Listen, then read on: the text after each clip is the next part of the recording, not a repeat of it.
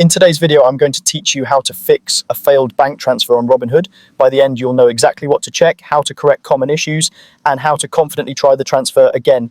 Start inside the Robinhood app, head to Account, then Transfers, and open History. Tap the failed transfer to see the specific reason it didn't go through. That message is your roadmap. It could point to insufficient funds, a mismatched account detail, or an account restriction. Make a note of what it says so you can target the fix. Next, confirm your bank had enough money at the time you initiated the transfer, not just right now.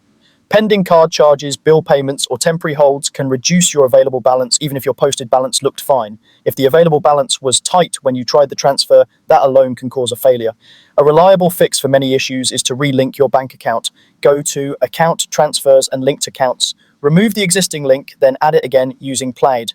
Plaid connects directly and securely to many banks, which reduces typing errors and typically allows instant verification, so you're less likely to run into avoidable hiccups. While you're at it, verify your bank details, double-check the routing number and account number and make sure they match exactly.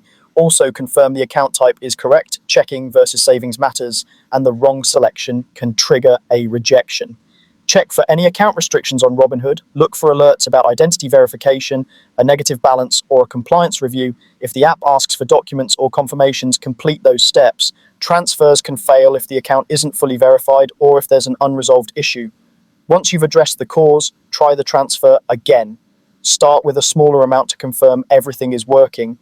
If that succeeds, you can follow up with the full amount. Avoid submitting multiple back-to-back attempts, as that can create more flags. If you're on mobile, make sure the app is current. Update Robinhood to the latest version, log out, fully close the app, and log back in. A quick refresh often clears cached errors that interfere with transfers. If it still fails, contact Robinhood Support from help, then contact us within the app or website.